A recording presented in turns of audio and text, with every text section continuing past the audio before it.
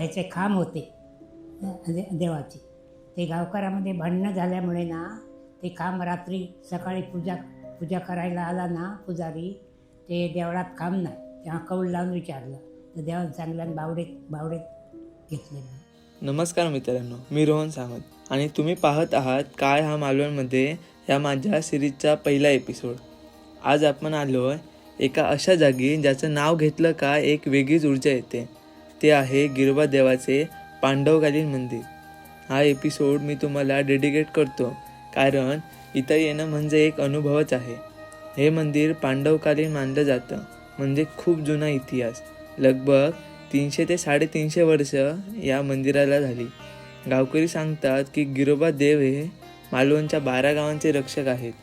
मंदिर दिसायला साधं आणि पूर्ण कौलारू आहे, पण या जागेची शांतता, दिव्यता हे सांगायला शब्द कमी पडतात. इथली हवा पण वेगळीच जाणवते.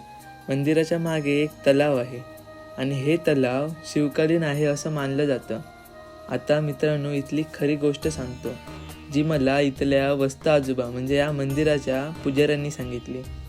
पूर्वी या मंदिरात पवित्र खामकाठी होते, पण गावकऱ्यांच्या वादविवादामुळे देवाने रातोरात हे खामकाठी गायब केले. लोक म्हणतात देव नाराज झाले. त्या रात्री सगळे खांब गायब झाले. हो, अगदी पूर्ण गायब. दुसऱ्या दिवशी गावकऱ्यांनी देवाकडे कौल लावला.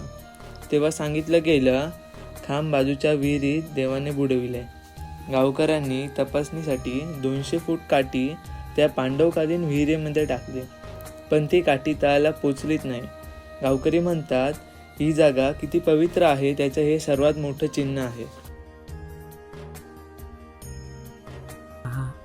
ह्या पिंपळाला ना 350 वर्ष झाली. त्या बघा पिंपळा 350 वर्ष. ती पहिलं देऊळ होतं जुनं. मंदिर होतं जुनं. नंतर नवीन इकडे बनवला मोठ्या जागी. ती ही ह्याची दत्ताची पावलीचे नंतर ठेवले. मूळ पुरुष त्याला 200 वर्ष झाली या देवळाबरोबर.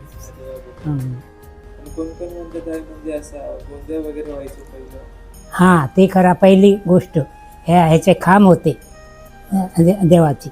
ते गावकऱ्यामध्ये भांडणं झाल्यामुळे ना ते खांब रात्री सकाळी पूजा करायला आला ना पुजारी, ते देवळात खांब नाही, तेव्हा कौल लावून विचारलं तर देवानं चांगल्यानं बावडेत घेतले. असं बावडेमध्ये गेले ते खांब. त्या मग गावकऱ्यांना समजला की खांब कुठे गेले. त्यांना वाटलं की कुठे कोणी चोरून नेले, तर देवाने सांगितलं चोरून नाही नेले, तुमच्यात भांडणं झाल्यामुळे त्या देवाने ते बावडीमध्ये टाकले. त्या बावडेचा ठाव लागत नाही. मोठी काठी 200 फुटाची काठी घातलेली आतमध्ये, तरी ती खाली लागली नाही. एवढी खोली आहे, त्याचा म्हणजे ठावच लागत नाही. धामपूरच्या तळ्यासारखं आहे. धामपूरच्या तळ्याचा कसा ठाव लागत नाही.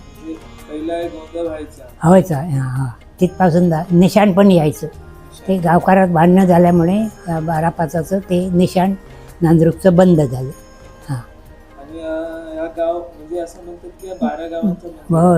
देवबागपर्यंत. असं 12 गाव मध्ये आता ते भरपूर गाव झाले. ते अशी शेमी त्याची अशी आहे. चिंदर, देवबाग, हे वराडचा हे मंदिर वेताळचा. असं रामचंद्र आत्माराम वस्त. आम्ही वस्ताचे वाडचे हे इथे आम्ही हे पूजा ह्या चव्हाणांना गावकऱ्यांना सुतीक सुहेर असला ना 11 दिवस मी पूजा करतो. पहिले कोण म्हणायचे इकडे मालवणमधील रामेश्वर पालखी वगैरे यायची. ते गावकऱ्यामध्ये भांडणं झाल्यामुळे ना ती पालखी मध्येच उभी राहिली तिथे. मग गाराणा शिराणा करून ती पुन्हा देऊळवाड्याला गेली. असं नाही, आता नाही. ते फक्त हे माणूस येतात भेटायला यायला दहीखाल्याला वगैरे. पालखी आता नाही आणत. त्यांची पालखी तिकडे आणि ह्यांची पालखी इकडे. पण रामेश्वराचा हे मुकुट आहे इथे ठेवलेला आहे ह्याच्यामध्ये. तो दहीखाल्या दिवशी जत्रे दिवशी त्या ह्याच्यामध्ये ठेवतात पालखीमध्ये. 1 दिवस 1 रात्री अटी त्याला मान म्हणून ते भाव ना हां रामेश्वर आणि गिरोबा भाऊ म्हणून ते एक ठिकाणी ठेवतात.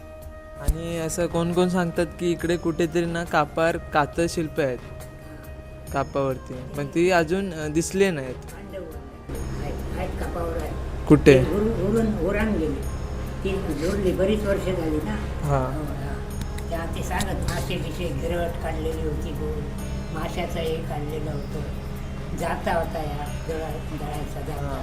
ते आता ती म्हणजे ओरान गेली. सगळे पांडवांनी केले. हां पांडव पांडवकालीन शिल्प होय, होते होय, होय. ते आता उरले. तिथे ते दगडाचं वरलं आहे. भरपूर दगड आहे, जवळजवळ 4-5. ते रस्त्याला वापरले नाही कोणी, कारण बुद्धी झाली नाही. मित्रांनो, हा फक्त इतिहास नाही, ही आपली संस्कृती आहे, आपली ओळख आहे, आपल्या मालवणची एक जागृत शक्ती जी आजही 12ही गावांचे रक्षण करते असं लोक मानतात. हा होता एपिसोड 1 गिरोबा मंदिर. जर तुम्हाला ही गोष्ट आवडली असेल तर काय हा मालवणमध्ये या सिरीजचा पुढचा पार्ट चुकवू नका. लाईक करा, शेअर करा आणि कमेंटमध्ये लिहा पुढचा एपिसोड कोणत्या ठिकाणी हवा. हां आणि सबस्क्राईब करा आणि मी भेटतो एपिसोड 2मध्ये एक अजून हिडन ठिकाण घेऊन.